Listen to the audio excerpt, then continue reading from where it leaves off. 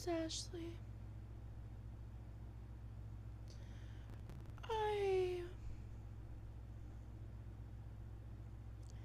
I'm not okay. I was starting to think. I've started to think that I never will be okay. There is so much going on in my life that I can't even keep my head above water. And I try so hard. And it just feels like I'm slipping.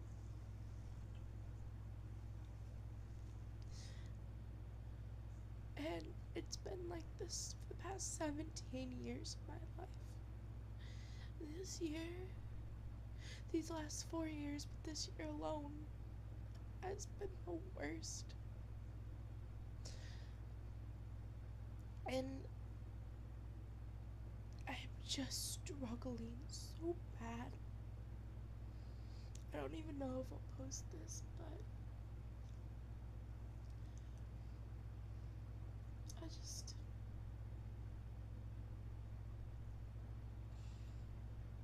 I don't mean to push people away.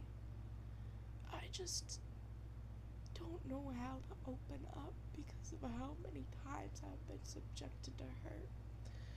And I don't know how to do anything but be there for other people. Because I'm too afraid to face my own feelings, let alone tell others. And it's been so hard this month. I have to find a job so I can pay back $11,000 in school debts that I had for dropping out because I got in a car accident. I have to find a job for that is so stressful because I thought I had this job, but then it didn't turn out as planned. And then I'm waiting on this job that keeps postponing calling me back.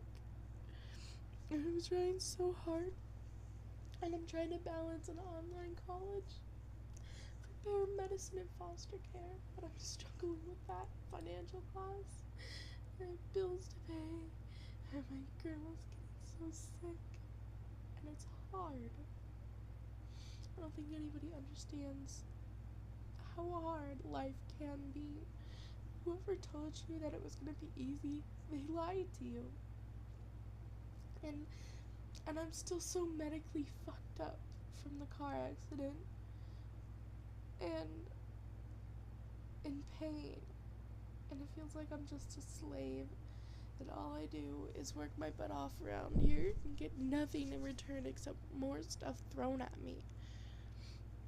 And I'm losing everyone I come close to. So I'm shutting everybody out. Because I've lost so many people this year alone. These last couple months alone. And it's hard. And I'm so tired of fighting. I just don't understand why I was given the life I was given. Why I was given the hardships I've had to face. It makes no sense to me. I mean, everybody has it worse off and has their own inner demons they're facing. Mine are pretty twisted. My demons I can't drown because I know how to swim. If you know what that song references from, you're amazing. And I never did tell you this, but I got in a car accident September 29th of 2018. Teresa, my college roommate, and I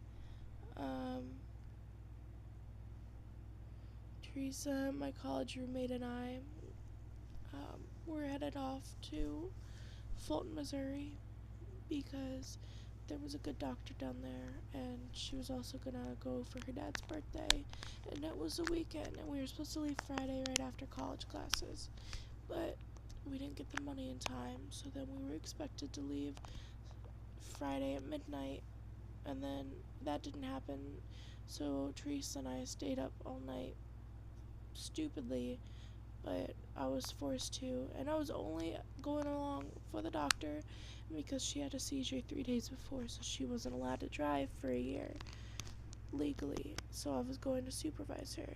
We got maybe an hour of sleep from 6 to 7, and we woke up and we went to Walmart. I should have took the sign of me slipping in a huge pile of puke as a sign not to go on the road. I opened my car door and I didn't see it, and there was like a huge, not even a pile, it was like a mound, like a huge, big mass of it, and I slipped in it, and so I had to buy new clothes for me and like get washed up in the bathroom, and then like I should have took that as a sign we needed to turn back because we only got an hour's sleep, and we both didn't feel good, and I slipped in puke, but we kept going, and she was going 90 and it was downpouring really bad, and then I scolded her and she dropped it down to the speed limit, and then we passed a guy, we spilled milkshakes on his car for beating me up, and I should have took that as a sign to turn back again, because a one and a possibility of being 50 miles away from college or running into him the same direction we're going as at frickin' 7 in the morning seems impossible. And I should have took that as a sign to turn around, but I didn't. And then she told me she was taking a faster route instead of a safer route, which I didn't know because I'm not from that state. And then so as soon as we got to the part that was like a fast part, which is going through Kansas City, I passed out eating a bag of Cheetos, my mouth open, and she decided to do 90, changing interstates. There's somebody who wrecked an hour before us. Mind you, it's still downpouring and you can hydroplane, but this guy who wrecked an hour earlier, there's a huge oil spill from where he wrecked, and she hit it going 90. I didn't know she was going 90 because I was asleep, and I sat up in my seat and I looked at her and I said, Teresa, where? I didn't even get to finish my sentence because she jumped. She let go of that wheel, and she didn't even try to get it back. She could have got it back and saved us, but she didn't. And our little Ford Focus swerved across 4 frickin' lanes, huge lanes of an interstate, back across the 4, over across the 4, back across the 4, and we were still going 95, if not faster, because we were swerving out of control. And it was like all the cars stopped miles away, even though in reality it was just time slowing. And she screamed and she said, brace for impact. And I looked, and my passenger door was nearing a huge a huge concrete barrier like you see on interstates. Not ones that you can drive off the edge, but like if you hit it, your car's dead. And it wasn't like the bumper of the car, no, it was like my car door, the passenger car door itself, slammed up against that wall at 95 velocity or higher. And then with that momentum, it turned the car, and the front passenger bumper hit that wall again. So when I hit the door, my head hit the window, my arm flying up. And then I threw my arm out to protect her from hitting the steering wheel. And then when we turned and hit that left bumper, my head hit the windshield, then the dash, and then the airbag exploded because it was a faulty airbag. And I flew back and passed out. And because of how hard that hit the wall again, we rolled across the 4 lanes, stopped before she got collided, and I had bit a hole completely through my tongue, and I have major injuries, which I'm not going to go through because it's confidential and I can't talk about it with this lawsuit going on. And so like it was hard to stay awake, because one of the things I can talk about this, was a major concussion, and the EMTs just walked away, saying that I was able to get out of the car and flag for help, so I was fine. Then a police officer did a report, and we went to Blue Springs, and we sat in a tow truck company from 9 o'clock, because we got in the accident at 9 exactly, until 3 o'clock, to where her parents dropped her car off, when she shouldn't have been driving. And I remember it was so hard to stay awake, and then as soon as I got in that car, and we're driving to a hospital 2 cities away, which was like 2 hours, 3 hours away, I felt myself fading away. It was so weird. Like, I'd be there and I'd hear things, but it seemed like millions of miles away. And like, I started getting confused, thinking that we've already been to the hospital, and like, it was horrible. It felt like my life was slipping away from me. And I felt that once before, back on Christmas, and it scared me. And then we arrived at the hospital and everything, and now I have a lawsuit over bills that I owe, where Teresa caused that accident and she is refusing to provide medical insurance. So now I'm facing to pay those bills, and because of my injuries, I dropped out of college on October 6th, and now I have to pay $11,000 to them. And so, yeah, I'm struggling, and now I have to try to get my life back on track. My family sucks. They're so negative. They don't care unless anything revolves around them. And 3/4 of my friends I'm starting to see are like that.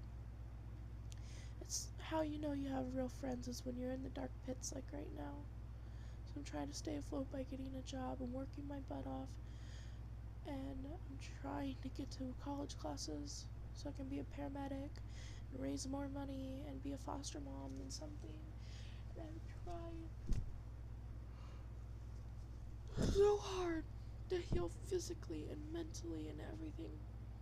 Like, I can't even eat or sleep anymore. It's just like, I'm just not up for it. Like, I can't sleep. I'll be tired, but I can't. And I can't eat because I'll never be hungry and I'll just get sick. And, like, my depression and anxiety are, like, consuming me at this point. And, like, if only maybe have a few months to figure everything out before I go completely insane and give up again. And when Christmas rolls around, that means the events and the memories and the traumas of last year and every holiday before that, but especially last year, will hit me harder. So I got maybe a month to figure my life out before it gets worse and more stuff gets added on every day. So that mission seems highly impossible.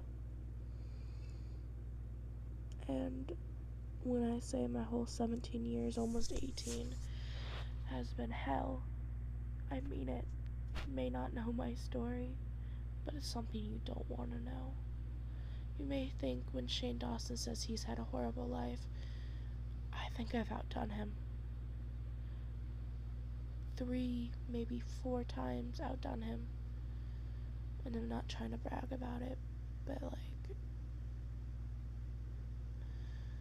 I don't lie when I say that I'm not okay, because the fact of it is I lie to everybody saying I'm okay.